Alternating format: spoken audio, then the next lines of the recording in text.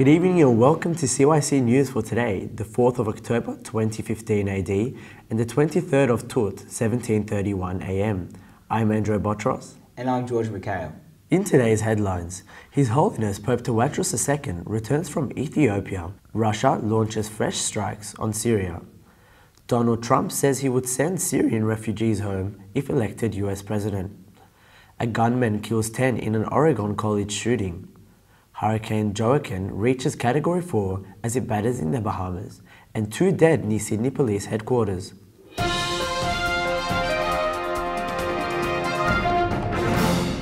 His Holiness Pope Tawadros II, Patriarch of the Coptic Orthodox Church, has returned to Egypt after a 4-day visit to the Ethiopian Orthodox Tewahedo Church.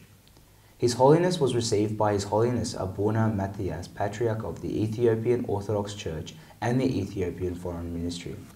The Ethiopian Church held the Feast of the Cross celebrations at Meskel Square with the attendance of His Holiness Pope Tawadros, who expressed his joy in attending the celebration, saying that he didn't know that this celebration drew such huge numbers of attendance and held such importance for the Ethiopians. His Holiness also congratulated the Church for having the celebration of the feast registered by the UNESCO. His Holiness also gave a speech at the Holy Trinity Cathedral, stressing the importance of strong relations between Ethiopian and Egyptian churches, as well as the peoples of the two countries connected by the Nile River. His Holiness led a Mass at Mehden Alam Cathedral in Addis Ababa, and he visited Gofa, St. Gabriel's Monastery, and distributed gifts to the monastery's orphans. Now to the Coptic Orthodox Church in Brighton, England, where the city's mayor, Miss Lydia Hyde, has offered the shield of the city to the Coptic Orthodox Church as an appreciation of the church's community service efforts in the city. Miss Hyde visited St. Mary and St. Abraham Church in Brighton after the Holy Liturgy and promised to support the church to build a Coptic school in the city.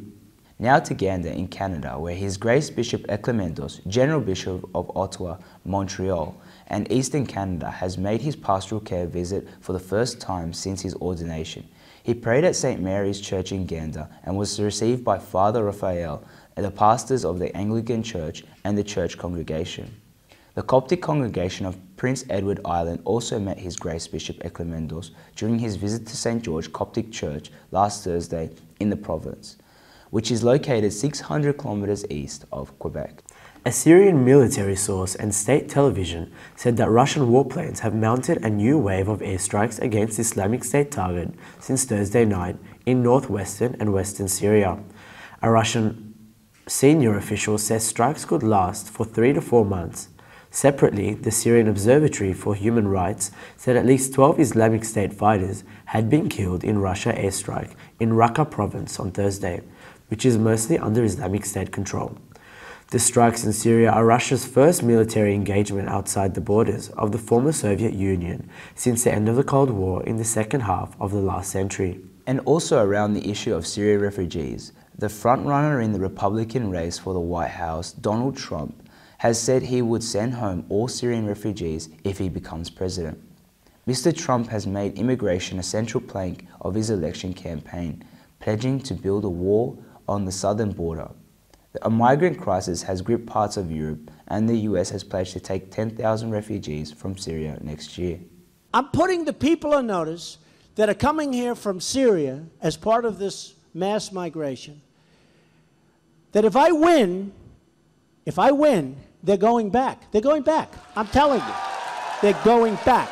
In Europe, Hamburg has become the first German city to pass a law allowing the seizure of empty commercial properties in order to house migrants. The massive influx of migrants has put the city under pressure for authorities to find accommodation. Some migrants are sleeping in rough conditions outdoors. In a new survey by broadcaster ARD, 51% of people said that the influx scared them. It suggests a 4-year low for Chancellor Angela Merkel's popularity. She had said that Germany can accommodate migrants who have been genuinely fled from war and persecution, a humanitarian gesture towards the many thousands of people risking their lives to reach Europe this year. But many politicians, including the conservative Bavarian CSU allies and various EU partners, have criticized the open door policy. To the US, where 10 people have been killed and 7 injured in a shooting at a college in the US state of Oregon.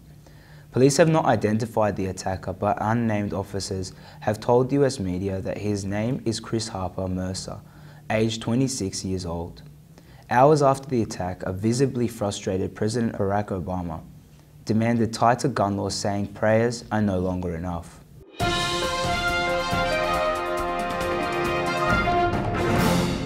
Still in the US, where Hurricane Joaquin has brought heavy rains and winds to parts of the Bahamas after it was reclassified up to the second strongest type of the storm. The US National Hurricane Center said that the sustained winds of 210 km per hour were reported in parts of the eastern Bahamas. The NHC says Joaquin could affect the United States East Coast by Sunday and said it is now an extremely dangerous storm. Emergency teams said that there were no reports of casualties in the Bahamas. In other developments, the governments of the New Jersey, Virginia, Maryland, and North South Carolina declared that states of the emergency. One person was killed by flash floods in Spartanburg, South Carolina. Schools in Charleston, South Carolina will be closed on Friday, local media reported, and Cuba has issued warnings for 4 eastern provinces. A White House spokesman said that the Federal Emergency Management Agency, FEMA, was allowing the progress of Joaquin and preparing in case it made landfall in the US. To Australia, where 2 people have been killed in a shooting outside New South Wales State Police headquarters in Western Sydney. A police statement said that it happened after a number of shots were fired Friday evening. That statement said it appeared an officer had discharged his weapon, responding to a report that one person had been shot. A bill which would have allowed Australian universities to set their own undergraduate fees has been shelved, the government has said. Education Minister Simon Birmingham said that the legislation repeated failure to get through the Senate and has created an air of uncertainty. He said that in order to end doubt, higher education funding arrangements for 2016 will not be altered. The legislation was defeated in March and was also blocked in December. A proposed legislation led to the protests across Australia from students when it first mooted the 2014 budget, drawing criticisms from both Labor and the Greens. News of the government's climb down came as Australian universities were reported to have improved their performance in the Times Higher Education World University Rankings, with 22 universities in the top 400. However, Prime Minister Malcolm Turnbull has been warned that Australia will end up behind other countries unless it increases funding for university researchers to match competitors in Asia, Europe, and the United States. Students who attend Australian universities are obliged to pay fees set by the government, with loans and subsidies available to offset the costs for some.